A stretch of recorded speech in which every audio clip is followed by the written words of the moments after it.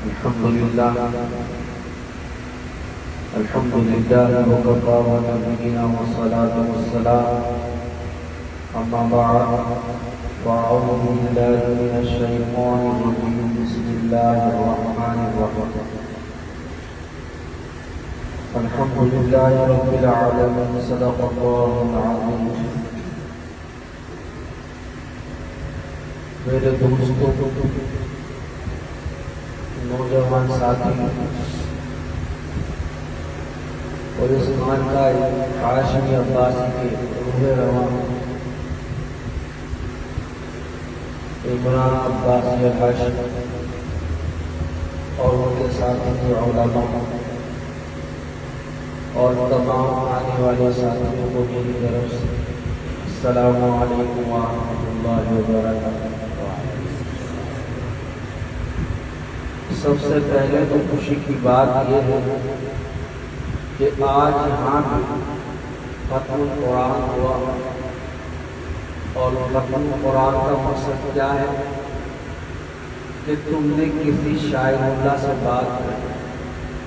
کس سے بات کری؟ شاعر اللہ سے بات کری۔ شاعر اللہ کے معنی یہ اللہ کا کلام، اور اللہ کا کلام پڑھنا ایسا ہے کہ اللہ رب العزت سے گفتگو کرنے کے برابر۔ اور سب سے بڑی خوشخبری تو یہ ہے کہ پروردگار عالم مجھے اور آپ کو توفیق دی، یہاں حفاظ علماء نے قرآن کو سنایا اور آپ پیچھے آپ لوگوں نے سنا، یہ سب سے بڑی خوش نصیبی کی بات ہے۔ اور پھر دوسری بات کہ میں نے سورہ فاتحہ کی پہلے آیت کو پڑھا کہ الحمدللہ رب العالمین، کہ تمام تعریف اللہ رب العزت۔ اللہ رب العزت تعریف کے قابل کیوں نہ ہو؟ اس لیے نہ ہو اس نے اس دنیا کو بنایا، زمین آسمان کو بنایا، چرند پرند کو بنایا، یعنی کہ دنیا کی ایک ایک نعمت کو، ایک ایک کنکر کو، اور جتنی بھی ساری لہلہاتی یہ ہوائیں ہیں اور یہ ریت کے جو ٹیلے اڑتے ہیں، یعنی کہ ہر چیز کو اللہ رب العزت نے پیدا کیا۔ یہ تو دنیا کی بات ہے، لیکن آج سمندر کے نیچے کی جو تہ ہے اس کے اندر بھی اللہ رب العزت نے ایک دنیا بسائی ہے۔ وہ دنیا اس کی وہ مخلوق ہے کہ جو حلال کر دی گئی ہے، اور اس میں سے کچھ چیزیں ایسی ہیں جو حرام ہیں، یعنی سمندر کے اندر کی مچھلیاں بھی میرے پروردگار عالم نے پیدا کر دی، اور پیدا کرنے کے بعد پھر اللہ رب العزت نے قرآن میں فرمایا کہ ثم استوى علی العرش، کہ دیکھو ہم 6 دن کے اندر اس دنیا کو بنا دیتے ہیں۔ اگر آج بندہ دنیا کے اندر کوئی مکان بنانے کھڑا ہوتا ہے تو اس کو 1 سال یا 8 مہینے لگ جاتے ہیں، لیکن پھر بھی اس مکان کے اندر کوئی نہ کوئی عیب رہتا ہے۔ اور میرے رب العالمین نے اس دنیا کو 6 دن میں بنا دیا، اور دنیا کے اندر کوئی عیب ہی نہیں ہے، دنیا کے اندر کوئی عیب ہی نہیں ہے۔ اگر ہم یہ کہنا چاہیں کہ بھائی یہ دنیا کے اندر فلاں عیب ہے، یہ سمندر غلط جگہ پہ ہے، تو یہ ہم سب سے بڑے بے وقوف ہو جائیں گے۔ میرے رب نے ہر چیز کو اس جگہ پہ لا کے بٹھایا کہ جس کی جہاں ضرورت تھی، لیکن پروردگار عالم نے اپنے بندوں کی، یعنی کہ اپنے بندے کو بنانے سے پہلے 1000 برس پہلے جنات کی تخلیق کی۔ 1000 سال پہلے جنات کو اللہ رب العزت نے بنایا، اس کو آگ سے بنایا۔ پھر اللہ نے اپنے بندے کی جو پیدائش کا ذریعہ بنایا وہ ایک گارے کی مٹی بدبودار مٹی، وہ 1000 سال کے بعد بندے کو بنا دیا۔ اب جب بندے کو بنا دیا، بنانے کے بعد اللہ رب العزت نے یہ کہا کہ اب یہ بندہ بنائیں گے، اور بنانے کے بعد ہم اس کو اپنا خلیفہ بنائیں گے۔ انی جاعل فی الارض خلیفہ، اب اس کو ہمیں اپنا خلیفہ بنانا ہے۔ جب خلیفہ آدمی کسی کو بناتا ہے تو اس سے محبت تو بہت رکھتا ہے، پیار بھی کرتا ہے، اپنے دل سے لگاتا ہے۔ تو میرے پروردگار عالم نے اپنے بندے کو خلیفہ بنا دیا۔ خلیفہ بنانے کے بعد کہا کہ اب اس میں کمی باقی ہے، اب اس کے اندر کمی کیا باقی ہے؟ اب اس کو ہم اشرف المخلوقات کا تاج اس کے سر پہ پہنائیں گے، پھر یہ بادشاہ بن کے بیٹھے گا، پھر پتہ چلے گا کہ یہ اللہ کا بندہ ہے۔ تو جب اللہ رب العزت نے اشرف المخلوقات کا تاج اپنے بندے کے سر پہ پہنایا تو وہیں سے ایک تنازع ہٹا، فساد برپا ہوا۔ کس کا ہوا؟ کہ جنات کا، کہ جنات بھی زمین سے لے کے آسمان تک عبادت اور عبادت، اور پھر یہی وہ وجہ بنی کہ جس کی بنا کے اوپر آج بندہ گناہ کرتا ہے اور میرا رب اس کو معاف کرتا ہے۔ یہی وجہ بنی کہ بندہ گناہ کرتا ہے، میرا رب اس کو معاف کر دیتا ہے۔ تو میرے بھائیو دوستو، اللہ رب العزت نے اپنے بندے کو اپنا خلیفہ بنا دیا۔ خلیفہ بنانے کے بعد آج دنیا کے اندر دیکھ لیجئے کہ اتنی دنیا بن چکی ہے، اور ہزاروں سال 1400 سال پہلے دنیا سے کتنے لوگ آئے اور چلے گئے۔ تو کہنے کا مقصد یہ ہے کہ میرا پروردگار عالم جس سے محبت کرتا ہے اس کو اپنی محفل میں بٹھاتے ہیں، جس کو محبت کرتا ہے، جس کو اپنے دل سے لگاتا ہے، اسی کو اپنے محبوب کی محفل میں بٹھاتے ہیں۔ تو پتہ چلا کہ آپ اور ہم یہاں جمع ہیں اللہ رب العزت کے حکم سے، اس کی محبت کی شرشار کی وجہ سے، اس کے محبوب کی سنتوں کی اتباع کی وجہ سے، اس کے محبوب کی نسبت کی وجہ سے جمع ہے، ورنہ ہزاروں لاکھوں آدمی باہر گھوم رہے ہیں۔ کسی کا دماغ، کسی کا دل اس طرف راغب نہیں ہوگا کہ جب تک میرا پروردگار عالم اس کے دل و دماغ کو راغب نہ کرتا۔ اور پھر سب سے بڑی خوش نصیبی کی بات کیا ہے کہ آج ختم القرآن کی تقریب ہے، اور جہاں ختم القرآن ہوتا ہے، سنانے والا ہو، سننے والا ہو، تو میرا پروردگار عالم فوراً 60,000 فرشتوں کو آسمان کے اوپر حکم دیتا ہے کہ جاؤ، آج یہاں میرا ختم القرآن ہوا ہے، آج کلام اللہ ختم ہوا ہے، تم 60,000 فرشتے جا کے ان سب کے لیے دعائیں مغفرت کرو۔ اور آج میرے اور آپ کے لیے، آج ماشاءاللہ آپ کے لیے، خیر میں تو ابھی آیا ہوں، لیکن آپ سب کے لیے جنہوں نے سنایا، جنہوں نے پڑھا، ان سب کے لیے 60,000 فرشتے دعائیں مغفرت کر رہے ہیں، اور فرشتوں نے ہماری مجلس کو گھیر لیا۔ تو یہ کتنی بڑی خوش نصیبی کی بات ہے کہ میرا رب اپنے فرشتوں سے کہہ رہا ہے کہ تم ان کے لیے دعائیں مغفرت کرو، اور فرشتے کہہ رہے ہیں کہ اللہ وہاں تو موجود ہے، اور آپ نے تو ان سب کی بخشش اور مغفرت کر دی، اور جو ان کو دیکھ کے جمع ہوئے، اللہ نے فرمایا ان کی برکت سے ان کی بھی بخشش فرما۔ جو ہمیں یہاں کھڑا ہو کے دیکھیں گے، ہماری بات کو سنیں گے، وہ الحمدللہ خالی نہیں جائیں گے۔ اللہ کہے گا کہ انہی کی برکت سے، آپ کی برکت سے ان کی بھی بخشش اور مغفرت فرما۔ تو میرے بھائیو دوستو، یہ رمضان کا مہینہ سرمایہ کاری کا مہینہ ہے، اور اس مہینے کے اندر جتنی زیادہ بندہ سرمایہ کاری کر سکتا ہے کرے، جتنا اپنے آپ کو گناہوں سے بچانا چاہتا ہے اتنی کوشش کر لے تو کامیاب ہو جائے گا۔ آپ علماؤں سے، صلحاؤں سے رمضان کے بیانات کو سنتے رہتے ہیں، لیکن میرے بھائیوں، یہاں جمع ہونے کا مقصد کیا ہے کہ یہاں سے ہمیں کچھ نہ کچھ لے کے جانا ہے۔ کیا لے کے جانا ہے؟ اللہ رب العزت کی محبت کو اپنے دل میں لے کے جانا ہے۔ جب بندہ کسی دکان پہ جاتا ہے، کہیں بھی جاتا ہے تو کچھ نہ کچھ چیز لے کے آتا ہے کہ بھائی میں فلاں جگہ چلا گیا، وہاں سے میں یہ خرید کے لیے آیا، میں فلاں جگہ چلا گیا، وہاں سے یہ خرید کے لیے آیا۔ بندہ کہیں سے خالی ہاتھ نہیں آتا۔ ارے یہ تو بادشاہوں کے بادشاہ، شہنشاہوں کے شہنشاہ اور سخیوں کا سخی، سخیوں کا بادشاہ، یہ اس کا دربار ہے۔ اس کے دربار سے کون بندہ خالی ہاتھ جا سکتا ہے؟ کوئی خالی نہیں جائے گا۔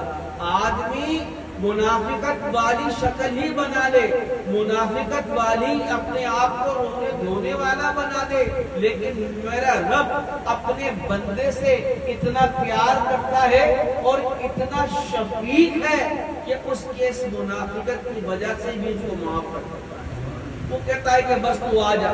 تو اللہ نے ماں کا اور اپنے ساتھ کیسا تعین بنایا کہ جب بچہ روتا ہے کس طریقے سے روتا ہے، اور روتا رہتا ہے، جب ماں کی گود میں آتا ہے چپ ہو جاتا ہے، تو ماں اس کو سن کے بتا دیتی ہے کہ میرے بچے کو یا تو فیڈ کی ضرورت ہے، یا میرے بچے نے پیشاب کیا ہے، یا میرے بچے نے پوٹی کی ہے۔ ماں اس بچے کو سن کے بتاتی ہے، اور بچہ جب ماں کی گود میں آتا ہے، چاہے 1 دن کا ہو، 5 برس کا ہو، جب ماں کی گود میں آ جائے، 1 دن کا، 2 دن کا، 3 دن کا، جیسے ماں کی خوشبو کی وجہ سے چپ ہو جاتا ہے۔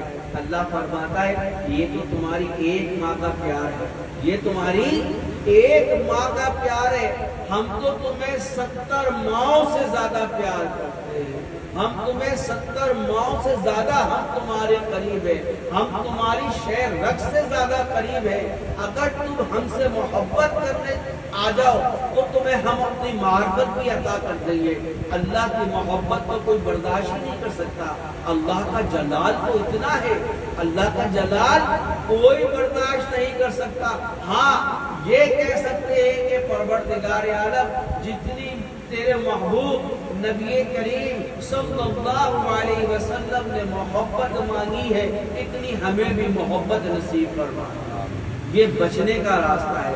اگر اب یہ کہنا اللہ ہمیں اپنی محبت دے دے، ایک لمحہ بھی نہیں لگے گا، انسان ریزہ ریزہ ہو جائے۔ جب قرآن اللہ رب العزت نے رمضان کے مہینے کے اندر نازل فرمایا تو قرآن تو صرف سورہ حشر کی آخری 2 آیتیں ہی برداشت نہ کر سکا کہ لو انزلنا ھذا القرآن علی جبل، بس اتنا ہی، اور ریزہ ریزہ ہو گیا۔ ابھی پورا قرآن نہیں ہوا ہے نیچے، اور پہاڑ یہ تو بہت بڑی چٹان ہے، بہت بڑی مضبوط چیز ہے، لیکن وہ ریزہ ریزہ ہو گیا۔ لیکن میرا پروردگار عالم اپنے بندے کے اوپر اتنا شفیق ہے، اپنے بندے سے اتنا پیار کرتا ہے، اپنے بندے کو اپنی معرفت دینے کے لیے تیار۔ اللہ رب العزت اپنے بندے کو اپنے قریب لانے کے بعد اس کو اتنا پیار دیتے ہیں کہ بندہ ایک مرتبہ اللہ کہے، اللہ 100 قدم ہمارے پاس آ جائے۔ لیکن آج سب سے بڑا لمحہ دنیا کا یہی ہے کہ ہم اللہ رب العزت کو جانتے ہیں، رب کو جانتے ہیں، لیکن اس کو پہچاننے کی کوشش نہیں کرتے۔ ہر شخص کو پتا ہے اللہ ہے، نیک ہو گناہ گار ہو، وہ سب کہتے ہیں کہ اللہ ہے، اللہ ہے، سب کو معلوم ہے، لیکن اللہ رب العزت کی معرفت اللہ کی ماننے کو تیار ہے۔ آج ختم القرآن، اس قرآن کی برکت کو کیا آپ کم سمجھتے ہو؟ یہ اللہ کا کلام ہے، یہ کسی ایرے غیرے نتھو غیرے کا کلام نہیں ہے کہ یہ دنیا کے کسی ادیب نے لکھ دیا، کسی شاعر نے لکھ دیا، یہ میرے پروردگار عالم کا کلام ہے۔ ارے اس کے کلام کی بات ہی کچھ اور ہے۔ جہاں اس کا کلام پڑھا جائے، جہاں میرے رب العالمین کا قرآن پڑھا جائے، آپ یقین مان لینا کہ اس کی اوپر تک جہاں تک قرآن کی آواز جا رہی ہے، اور آسمان سے اللہ رب العزت کی برکت رحمت سکینہ آ رہی ہے۔ یہ دیکھیے جہاں جہاں قرآن پڑھا جا رہا ہے، جہاں جہاں قرآن ختم ہو رہا ہے، وہاں اللہ رب العزت کی برکت رحمتیں سکینہ نازل ہو رہی ہیں، اور آپ دور سے ہی اس کو پہچان سکتے ہیں۔ یہ نہیں کہ آپ قریب سے دیکھیں، نانا اگر آپ سے کوئی محلے میں کہے کہ بھائی مجھے مسجد کا پتہ بتا دو، آپ اس کو بتائیں گے بھائی فلاں جگہ مسجد ہے، آپ جب قریب لائیں گے تو مسجد کے میناروں سے پہچان دیں گے کہ یہ مسجد کے مینار ہیں، اور میناروں کے اندر اتنا نور ہے کہ آپ فوراً اس کی طرف راغب ہو جائیں گے۔ اور یہاں تو اللہ کی رحمت برس رہی ہے، سکینہ برس رہی ہے، چاہے وہ گھر ہو، خانقاہ ہو، مدرسے ہو، مساجد ہو، جہاں جہاں اللہ کا ذکر ہوتا ہے، جہاں جہاں اس کا کلام پڑھا جاتا ہے، وہاں وہاں اللہ کے اس گھر کے اوپر رحمت سکینہ آتی ہے، اور آدمی دور سے دیکھ کے ہی اطمینان کر لیتا ہے، اور دور سے دیکھ کے ہی اس کے جس کو اللہ نے توفیق دی ہے وہ پہچان جاتا ہے کہ یہاں حقیقت میں اس گھر میں اللہ رب العزت کا ذکر ہوتا ہے، اس گھر کے اندر کلام اللہ پڑھا جاتا ہے۔ تو آج یہ کلام اللہ کوئی میرے بھائیوں معمولی کام نہیں ہے، میرا پروردگار عالم تو بڑا راضی ہے، اس نے یہ بھی کہہ دیا کہ 60,000 فرشتے ان کے لیے دعائیں مغفرت کرو۔ پھر ایک جگہ کیا کہا کہ آج تم نے قرآن پڑھا ہے نا، آج میں تمہاری دعاؤں کو رد نہیں کروں، آج تم جو مانگو گے میں تمہیں وہ عطا کر دوں گا۔ تو میرے بھائیو دوستو، اس سے بڑی کیا خوش نصیبی ہوگی کہ میرے پروردگار عالم نے قرآن کو رمضان میں نازل فرمایا، اور اس کے بعد اپنے محبوب نبی کریم صلی اللہ علیہ وسلم کے دل کے اندر اس قرآن کو اتارا، اور آج اللہ کے محبوب نبی کریم صلی اللہ علیہ وسلم کی نسبت سے قیامت تک حافظ قرآن بنتے رہیں گے، قیامت تک عالم بنتے رہیں گے، قیامت تک علماء بنتے رہیں گے۔ تو میرے بھائیو دوستو، یہ کس کی وجہ سے ہو رہا ہے؟ یہ نبی کریم صلی اللہ علیہ وسلم کی وجہ سے ہو رہا ہے۔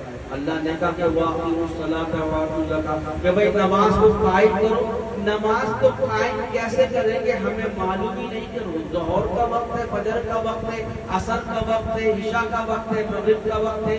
پروردگار عالم نے صرف حکم فرمایا، اور پھر اس کی ادائیگی اس کے محبوب نبی کریم صلی اللہ علیہ وسلم نے کری۔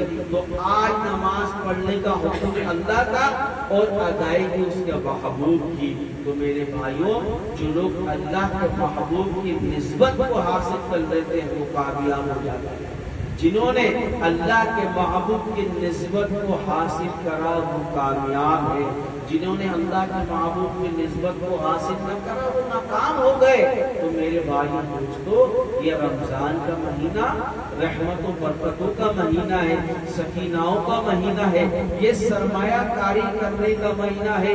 جتنی زیادہ اس مہینے کے اندر ہم سرمایہ کاری کریں گے اتنے ہم کامیاب ہو جائیں گے۔ 11 مہینے ہمیں اس کا فائدہ ملے گا۔ بڑے سے بڑا کروڑ پتی سرمایہ داری کرتا ہے، سرمایہ کرنے کے بعد کوئی اس کو 10-15 دن میں فائدہ نہیں ہوتا، 6 مہینے لگ جاتے ہیں، 8 مہینے لگ جاتے ہیں۔ جب اس کے پاس اس کا منافع آتا ہے تو کتنا خوش ہوتا ہے۔ یہی رمضان کا مہینہ میرے اور آپ کے لیے، ہمارے لیے 11 مہینے کے اندر ہمیں منافع دینے والا ہے۔ میرے بھائی دوستو، آج رمضان آدھا گزر چکا ہے، لیکن ہم نے اس رمضان کا حق ادا نہیں کیا، ہم نے رمضان کا ادب نہیں کیا، ہم نے رمضان کو دل کے اندر اس کی عظمت کو نہیں پہچانا۔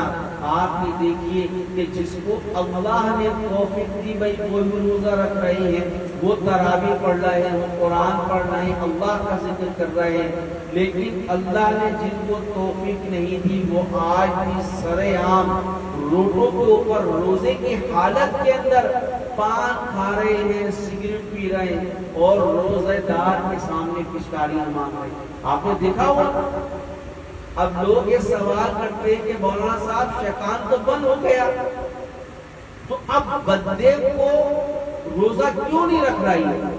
حکم ہے نا، حدیث ہے کہ شیاطین کا بچہ بھی پیدا ہو اسے بھی قید کر دیتے ہیں، جہنم کے دروازوں کو بند کر دیتے ہیں، جنت کو 1 سال پہلے سجا دیا جاتا ہے۔ 1443 ہجری کو جنت کے لیے 1442 کے اندر سجا دیا گیا تھا۔ تو اب جب جنت کے دروازے کھلے ہیں تو اب یہ بندہ روزہ کیوں نہیں رکھ رہا؟ یہ سمجھنے والی بات ہے۔ تو اللہ کے محبوب نبی کریم صلی اللہ علیہ وسلم نے فرمایا دیکھو سب سے بڑا جہاد تمہارا نفس امارہ ہے۔ جو لوگ نفس امارہ کا جہاد کر لیتے ہیں وہ کامیاب ہو جاتا ہے۔ آج جو لوگ روزے نہیں رکھ رہے ان کا ہمزاد ان کے ساتھ بے وفائی کر رہا ہے، ان کو رمضان کی طرف راغب نہیں کر رہا، اس نے ان کے دلوں کے اندر یہی بات بٹھا دی کہ تو دن کے اندر بھوکا نہیں رہ سکتا، تو دن کے اندر بغیر سگریٹ پیے نہیں رہ سکتا، تو بغیر پان کھائے نہیں رہ سکتا، تو بغیر گٹکا کھائے نہیں رہ سکتا۔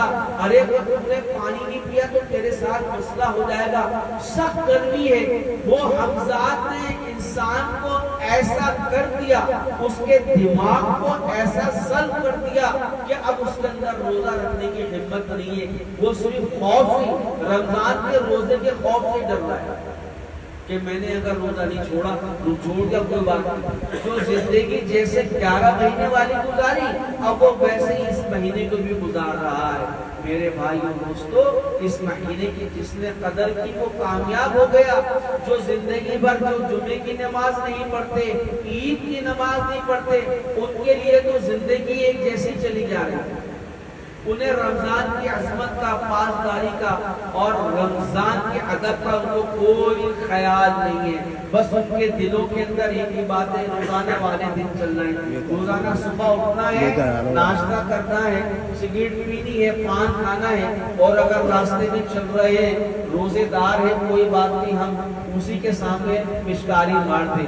میرے بھائیوں دوستو، کتنا بڑا فقدان ہے کہ آج مسلمان ہونے والا، کلمہ پڑھنے والا مسلمان رمضان کا احترام نہیں کر رہا۔ ارے ایک یہودی نے رمضان کے احترام کی وجہ سے اپنے بچے کو لعن طعن کری، اس کو مارا پیٹا، اور اس کو مارنے کے بعد یہ کہا کہ تجھے معلوم نہیں یہ مسلمانوں کا رمضان کا مہینہ ہے، مسلمان اس مہینے کے اندر کھاتے پیتے نہیں ہیں، تو باہر بیٹھ کے کھا پی رہا ہے، پانی پی رہا ہے۔ اس یہودی نے اپنے بیٹے کو لعن طعن کری، اس کو خوب مارا، اور میرے بھائیوں کچھ عرصے بعد جب اس یہودی کا انتقال ہوا، وہ یہودی کا انتقال ہونے کے بعد ایک بزرگ کے خواب میں آتا ہے، وہ بزرگ اس کے محلے کے تھے،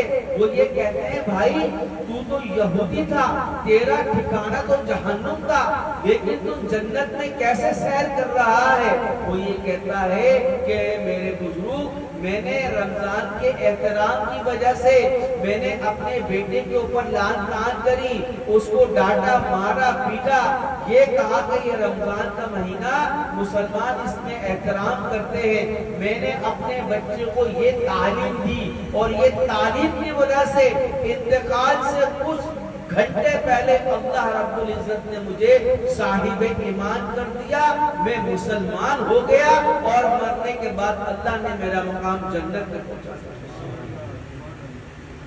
یہ ایک یہودی کرتا ہے۔ اور آج ہم کیا کرتے ہیں؟ جو بیمار ہے نا، بیمار جو شوگر کے مریض ہیں، بلڈ پریشر کے، ہارٹ کے، ان کے طبیبوں نے ان کو منع کیا ہے کہ روزے نہیں رکھنا، جان بچانا واجب ہے۔ اور اگر کوئی شوگر والا، بلڈ پریشر والا روزہ رکھ لے، اس روزہ رکھنے کے بعد اس کو پھر آپ کا چکر بھی آتے ہیں، آنکھوں کے آگے اندھیرا بھی آتا ہے، تو اس کے لیے نقصان ہے۔ اللہ نے فرمایا نقصان ہے، اس کو منع فرما دیا کہ اس کا فدیہ دے، کیونکہ اس کے طبیب نے اس کو منع کر دیا کہ روزہ رکھو گے تمہاری جان جانے کا خطرہ ہے، جان چلی جائے گی تو نقصان ہو جائے گا۔ زندگی صرف ایک دفعہ ہی ملتی ہے، بار بار نہیں ملتی۔ اس مریضوں کے لیے کیا ہے؟ آپ کے ماں باپ نہیں پہ بیمار ہیں، آپ ان کا فدیہ دے رہے ہیں نا بھائی، جن کے ہیں حیات نہیں رکھ سکتے اور ان کا فدیہ وہ دے رہے، بیمار ہے، طبیعت نے منع کر دیا. لیکن ایک وہ بیمار ہوتے ہیں کہ ان کو پتا ہے کہ میں سخت بیمار ہوں، سخت بیمار ہوں، اگر میں نے روزہ رکھا تو میری موت واقع ہو سکتی ہے، لیکن وہ فخر سے کیا کہتا ہے؟ اگر میں روزے کی حالت میں مر گیا تو جنت میں چلا جاؤں. کتنی بڑی بے وقوفی والی بات ہے. اگر ایک طبیب اس کو منع کر رہا ہے کہ دیکھو اگر تم نے روزہ رکھا تمہارے جہاں بخ ہونے کا خطرہ ہے، تم دوائیاں کھاؤ کیونکہ تم جب چکر بھی آ سکتے ہیں، تم بے ہوش بھی ہو سکتے ہو، تو میرے بھائی اور دوستوں، لیکن وہ بندہ اس طبیب کی بات کا انکار کرتے ہوئے اپنا دماغ چلا رہا ہے کہ میں روزہ رکھوں گا، روزہ رکھنے کے اندر اگر مر گیا تو میں شہید کہلاؤں گا. وہ کتنا بڑا بے وقوف ہے. وہ شہادت تھوڑی ہو گئی، وہ شہید نہیں ہوگا، اس نے تو اپنے آپ کو حرام موت کی طرف راغب کر دیا. اور خودکشی تو حرام ہے، خودکشی حرام ہے، جان بچانا واجب ہے. میرے بھائیو دوستو، حکم یہ ہے کہ تم اللہ کے دربار کے اندر کھڑے ہو اور نماز کی حالت کے اندر ہو، اگر سامنے کوئی موذی جانور آ جائے تو نماز کو توڑ کے پہلے اس موذی جانور کو مارو، پھر نماز ادا کرو. اور ہم کمانڈو بن رہے ہیں بھائی کہ نہیں اگر روزے کی حالت میں مر کر جنت میں جائیں گے. یہ کون سا فلسفہ ہے؟ یہ فلسفہ سمجھ میں نہیں آتا کہ ہم اللہ کی بات کا انکار کر رہے ہیں. اللہ تو ہم اتنے شفیق ہیں، کہہ رہے ہیں کہ دیکھو تم روزے کی حالت میں سفر نہیں کر سکتے، ضعیف ہو، جوان ہو، نو عمری کے اندر ہو، سنے بلوغ میں ہو، تم برداشت نہیں کر سکتے، اس روزے کی قضا کر لیں. اللہ کی یہ ہمارے اوپر مہربان. اب بہت سے لوگ عمرے پہ جا رہے ہیں، روزہ نہیں رکھ پاتے بیچارے، قضا کر لیں، کوئی اللہ ہم سے ناراض نہیں ہوگا. میرے رب نے خود کہا ہے. اب ہم اللہ کی بات کو انکار کریں تو یہ بتائیے ہمارے ساتھ اچھا ہوگا برا ہوگا؟ کیا ہوگا؟ 2 سال پہلے کی بات ہے، 2 سال آخری اشرا تھا، میں بیان کر کر کے مجھے پروگراموں میں جانا، اور میں روزہ کھولتا تھا، روزہ کھولنے کے بعد ہسپتال جاتا تھا، انجیکشن لگواتا تھا، پھر بیان کرنے جاتا تھا. اس طریقے سے میں نے 15 دن گزارے. میں اپنی بیتی سناتا ہوں آپ کو. 2 سال پہلے ایک رات میرا بخار کم نہیں ہو رہا، بخار مجھے مستقل رہ رہا ہے، لیکن میں انجیکشن لگواؤں، ڈاکٹر سے مجھے تراویح مجھے بیان کرنا ہے، وہ ایمرجنسی لگا دے، میں فٹ ہو جاؤں. لیکن آخر کیا ہوا کہ 15 دن کے بعد مجھے اتنی طبیعت خراب ہوئی کہ میں نے صبح سحری کری، فجر پڑھنے کے بعد مجھے نیند نہیں آئی. میرے جسم کے اندر سوئیاں چھوٹنے لگی، میرے جسم سے پسینے چھوٹنے لگے. اور میں خیال سے سحری کے 1 گھنٹے کی بات ہے، 1 گھنٹے بعد 1.5 گھنٹے کی بات ہے، میں پریشان حالت میں، اور مجھے اتنی گھبراہٹ کہ مجھے سکون کہیں نہیں مل رہا. کبھی میں ایسے بیٹھوں، کبھی کھڑا ہو جاؤں. اب میں پریشان. میں نے اپنے علماء دوستوں مفتیوں کو فون کرا کہ میں ان کو گواہ بنا لوں کہ مجھے پتا ہے کہ میں روزہ توڑ دوں گا، گناہگار نہیں ہوں گا، لیکن میں کہا کہ میں گواہ بنا لوں. میں نے اپنے دوستوں کو، اپنے متعلقوں کو فون کرا. ظاہر بات ہے فجر کے بعد میں سونے کا وقت ہوتا ہے، لیکن میں نے فون کر کے میسج کر کے انہیں گواہ بنایا. میں نے اسی وقت پانی پیا. پانی پینے کے بعد میری تھوڑی سی طبیعت بہتر ہوئی، لیکن مجھے چکر آنے لگے. اور آپ یہ دیکھیے پورا دن میرا ایسے ہی گزرا. جب میں رات کو ڈاکٹر کی گیا، ٹیسٹ کروایا تو اس نے کہا آپ کو تو 3 دن اسپتال میں داخل رہنا ہے. 3 دن آپ کی ٹریٹمنٹ ہوگی، اسپتال سے بھاگنے کی ضرورت. تو ٹائیفائڈ آ کر اب میں کوشش کرتا یار میں جوان ہوں، ٹائیفائڈ کو تو ایک طرف رکھ دو، اب میں روزہ رکھوں گا. اگر میں روزے کی حالت میں مر جاتا شہید ہوتا. خودکشی تھی نا میری، لیکن میں نے 5 روزے چھوڑے. صبح شام مجھے ڈرپیں لگتی تھی، صبح شام مجھے ڈرپیں لگتی تھی. اور آپ یقین مانیے میں نے 5 روزے 28 سال کے بعد میں نے 5 روزے چھوڑے. بیمار تھا، ڈاکٹر نے منع کر دیا روزہ رکھیں گے آپ تو آپ کے لیے نقصان دہ والی بات. تو میرے بھائی دوستو، اللہ کے احکام کو پورا کرنا ہے، یہ نہیں کہ اپنے دماغ کو اپنے دماغ کی چلانی ہے. اللہ رب العزت علیم ذات الصدور ہے، ان اللہ علی کل شیء قدیر ہے. وہ ہماری شے رگ سے زیادہ قریب ہے، وہ اپنے بندے کو خوب جانتا ہے. جو بیمار ہے نا ان کو طبیب نے منع کر دیا، کوئی گھبرانے کی بات نہیں ہے، اللہ دیکھ رہا ہے.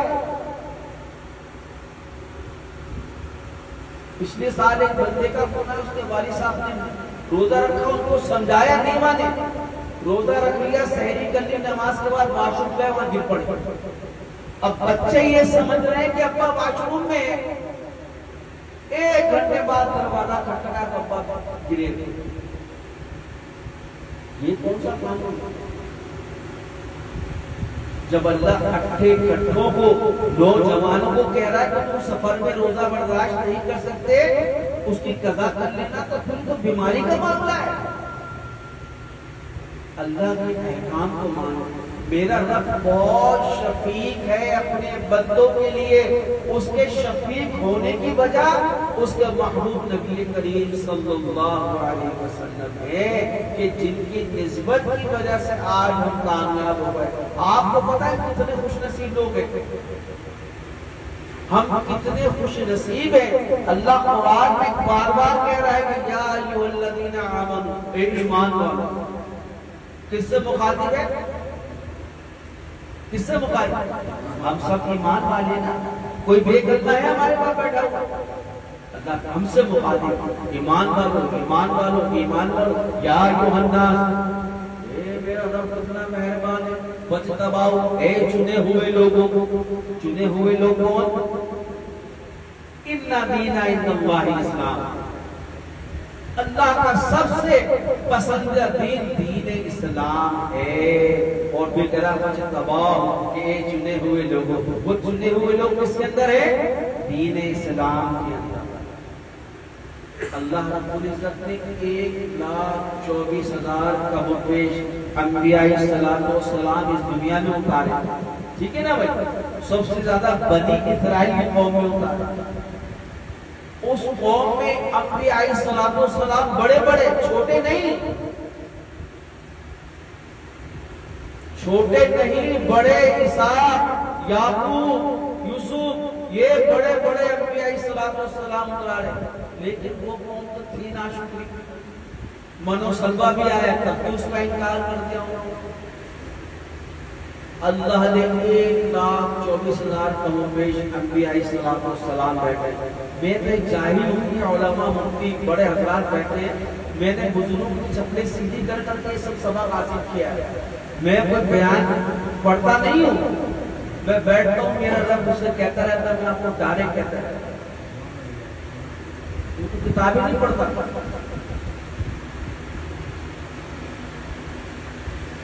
1,24,000 کم و بیش انبیاء السلام دنیا کے اندر آئے. لیکن ہر قوم جانتی ہے کہ یہ اس کا نبی، یہ ہمارے نبی ہے.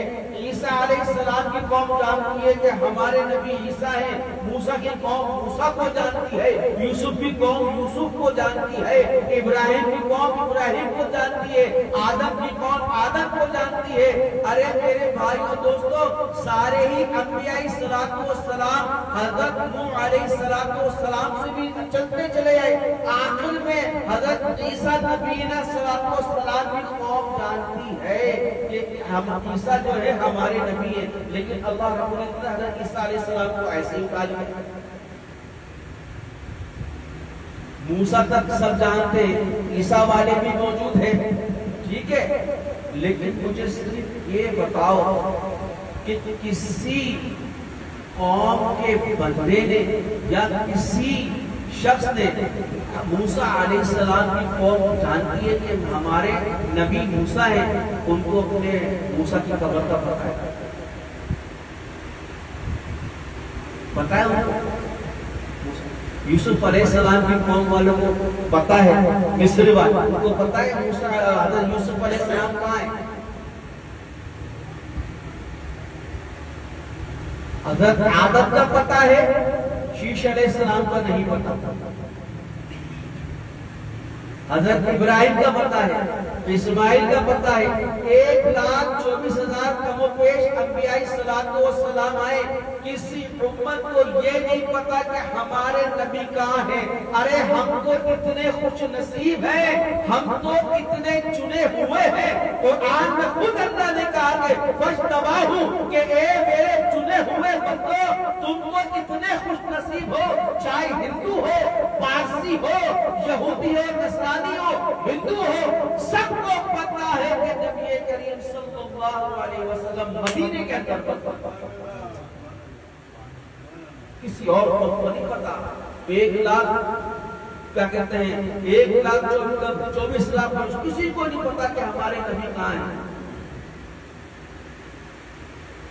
بہت لوگ نبیوں کی نام پر جاتے ہیں، بہت سے لوگ کو پتہ ہی نہیں ہے قرآن کے اندر جن کے نام ہے، بہت سے ان کو یہ بھی نہیں پتا، بس ان کو پتا ہے حضرت موسیٰ کو جانتے ہیں، عیسیٰ کو جانتے ہیں، یوسف جن کے سے سن لیے، نوح علیہ السلام کو جان لیا، نوح علیہ السلام کو جان لیا، یوشع کو جان لیا، الیاس کو جان لیا، یعقوب کو جان لیا، ایسے جانتے 1,24,000 گننے تو بیٹھو۔ لیکن ہم خوش نصیب قوم ہیں، ہم خوش نصیب اللہ کے بندے ہیں، ہم خوش نصیب نبی کریم صلی اللہ علیہ وسلم کی امتی ہیں۔ فخر کے کہتے ہیں کہ ہمارے سرکار تو یثرب کے اندر موجود ہیں، کہتے نہیں کرتے؟ اور پھر دعا کو کیا کرتے ہیں؟ اے اللہ اپنے گھر کی زیارت نصیب فرما دے، اے اللہ اپنے حبیب کے دربار میں صلاۃ و سلام پڑھنے کی توفیق عطا فرما دے۔ کیوں کہتے ہیں؟ کیوں کہتے ہیں؟ پتہ ہے اس لیے کہتے ہیں، یہودی کو بھی پتہ ہے، ہندو کو سب کو پتہ ہے۔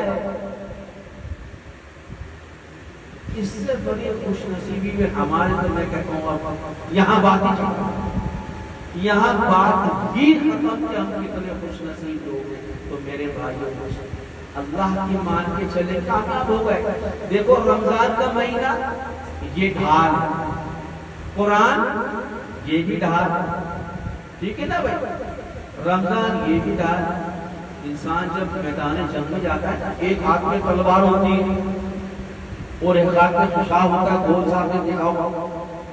جب سامنے والا وار کرتا ہے تو وہ کیسے اس کمان کو آگے کر دیتا ہے اور تلوار اس کے اوپر مارتا ہے، تلوار کی دھار ختم ہو جاتی ہے، لیکن وہ پروان موٹا اتنا ہوتا ہے اس کو کچھ بھی نہیں ہوتا۔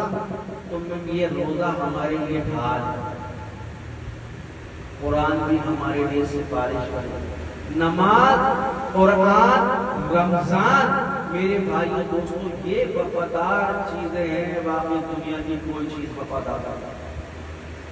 ہم چاہیں نا کہ ہماری دولت وفادار نہیں، مکان وفادار نہیں، گاڑی نہیں، بنگلے نہیں، نوکر چاکر جو کام کر رہے ہیں وہ ہمارے وفادار نہیں ہیں۔ جب تک ہماری سانس ہے وہ کہہ رہے ہیں جی سر یس سر صاحب کیا کرنا ہے، وہ جب تک کہہ رہے ہیں، سانس بند ہونے کے اصل وفادار چیزیں ہماری آپ کو پتہ ہے کیا چیز ہے؟ قرآن وفادار، یہ سفارش کرے گا، سفارش کرے گا، سفارش قبر کے اندر روشنی پیدا کر دے گا۔ الصلاۃ قرۃ العین، نبی کریم صلی اللہ علیہ وسلم فرمائے دیکھو نماز میری آنکھوں کی ٹھنڈک ہے، اگر تم نے اس کو اپنا لیا مرنے کے بعد یہ آنکھوں سے نور نکلے گا، جب نور نکلے گا تو تم میری بھی زیارت کرو۔ 3 سوال ہے نا بھائی، 3 سوال تو لازمی ہے۔ جب قبرستان میت پہنچتی ہے اس سے پہلے قبر میں منکر موجود ہوتے ہیں، قبر کے اندر پہلے سے فرشتے ہوتے ہیں۔ تو میرے بھائیوں قرآن وفادار ہے، یہ سفارش کرے گا، لڑ جائے گا۔ روزہ روزہ روزہ روزہ یہ ڈھال ہے، ڈھال یاد رکھو، ڈھال۔ میرا رب اتنا مہربان ہے، اس نے یہ بات کہہ دی کہ دیکھو فرشتے میرے ہر گناہ کی سزا اور جزا دیتے ہیں، لیکن روزے کی جزا میں اپنے بندے کو خود اور اللہ نے کہا یہ ایک راز یا بندہ جانتا ہے یا میں جانتا ہوں، باقی تیسرا کوئی نہیں جانتا، اور اس کی جزا بھی میں اپنے بندے کو خود دے دوں گا۔ جنت کے 8 دروازے بنا دیے، اللہ نے کہا 8 بنا دیے، روزے کی جزا تو مجھے بندے کو دینی ہے نا۔ کہا بھائی ایک دروازہ جو ہے جنت کا روزے دار کے لیے، تو میرے بھائی اللہ کتنے شفیق ہیں۔ رمضان کے اندر آپ یقین جانیے روزے دار کا سونا اٹھنا بیٹھنا چلنا پھرنا کاروبار کرنا ساری کی ساری عبادت میں لکھا جا رہا ہے۔ کچھ بولی آپ فجر پڑھ کے اشراق پڑھ کے سو گئے، آپ سمجھے کہ وہ میں سو گیا، نہیں، تمہارا اعمال چل رہا ہے، دڑا دھڑ لکھی جا رہی ہے تمہارے نیک اعمال، تمہارے لکھا جا رہا ہے میرا بندہ سو رہا ہے، یہ روزے دار ہے، اب وہ رجسٹر چل رہا ہے تمہارا۔ تو میرے بھائی دوستو یہ رمضان کا مہینہ ہے، اس کا مقصد یہ نہیں ہے کہ رمضان آ گیا کہ دنیا کے سارے کام سب چھوڑ دو، رمضان میں صوفی ثناء اللہ بن جاؤ، نہیں۔ سن بلوغ کے بعد سے موت تک میرے بھائی دوستو اللہ کو راضی کرتا ہے، اللہ کو، اور اللہ کو راضی کرتا ہے اس کے کام ہوتی ہے۔ اللہ یہ تھوڑی کہہ رہا ہے کہ کیا کہتے ہیں بجلی کے تار پکڑ کے کھڑے ہو جاؤ، یہ سنا ہے آپ نے کسی نے کہ بھائی اللہ کا احکام ہے بجلی کے تار پکڑ کے کھڑے ہو جاؤ، پکڑ لیے تو بخش جاؤ گے، نہیں پکڑے تو بچ جاؤ گے؟ یا یہ کہتے ہیں بھائی چھٹے بالے سے کود جانا، گاڑی کے نیچے آ جانا، تو یہ تو سمجھنے والی بات آتی ہے یار گیا میرا رب بڑا شفیق ہے، بڑا شفیق ہے۔ میں نے کیا بیان بتایا، دیکھو آنکھ گاڑی کا جب اشرف المخلوقات کا تاج کا جب چکر آیا نا، میری بات سمجھ میں آئی، تو وہاں سے تنازع آ گیا۔ جب تنازع آ گیا تو اللہ نے کہا بس کوئی بات نہیں، یہ گناہ کرتا ہے کہ میں معاف کرتا ہوں، اس لیے کہا کہ میں 100 ماؤں سے 70 ماؤں سے زیادہ پیار کرتا ہوں، تمہاری شہر سے زیادہ پیار، تم صرف آگے تو دیکھو، آگے تو دیکھو، ایک بار آ گئے پھر واپس جانے کی ضرورت نہیں، اور زندگی ایک ہی دفعہ انسان کو ملتی ہے، بار بار نہیں ہوتی۔ تو میرے بھائی کہنے کا مقصد یہی ہے کہ جو چیزیں وفادار ہیں ہمیں ان کو مضبوطی سے پکڑنا چاہیے۔ نماز کسی حالت کے اندر ضائع نہ ہو، یہ وفادار۔ رمضان سال میں ایک مرتبہ آتا ہے، یہ ضائع نہ ہو۔ رمضان کا ادب الگ ہے، احترام الگ ہے، لیکن عظمت الگ چیز ہے۔ کیا چیز ہے؟ عظمت، اور جس نے عظمت کری وہی فیض پاتا ہے، اور ادب اپنی جگہ ہے۔